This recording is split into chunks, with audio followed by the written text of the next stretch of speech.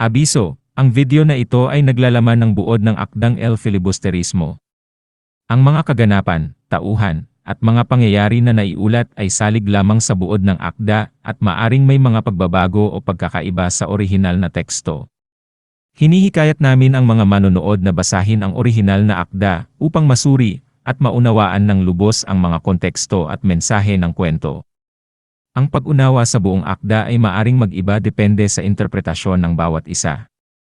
Maraming salamat sa inyong pangunawa. Sa Kabanata 39 ng El Filibusterismo ni Jose Rizal, pinamagatang ang paglilitis, masusumpungan natin ang pangunahing karakter na si Simon na nagpapakita ng kanyang galit at pag-aalab sa pagbabalik ng kanyang pangarap na revolusyon. Narito ang buod ng kabanata. Sa simula ng kabanata, makikita natin si Simon na naglalakad patungo sa korte, ang hukuman, para obserbahan ang paglilitis ng mga makapangyarihan at mayayaman, kasama na rito ang mga kaaway niya tulad ng mga prele at opisyal ng pamahalaan. Siya ay nagmamasid mula sa kanyang kinalalagyan bilang isang insik na negosyante. Habang sinusundan ni Simon ang paglilitis, napapansin niyang tila walang pag-asa ang mga mahihirap na nahaharap sa mga mataas na kapangyarihan.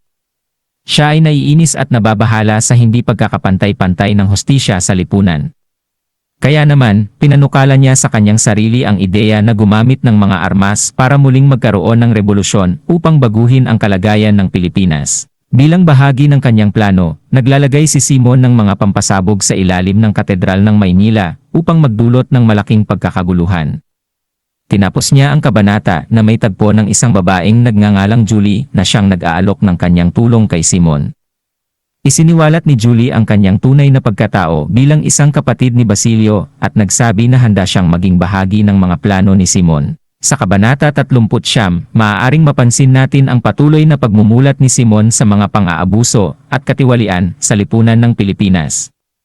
Siya ay nagiging mas determinado na isakatuparan ang kanyang mga layunin para sa pagbabago, at ito ang magiging daan sa masalimuot na mga pangyayari sa mga sumunod na kabanata ng nobela.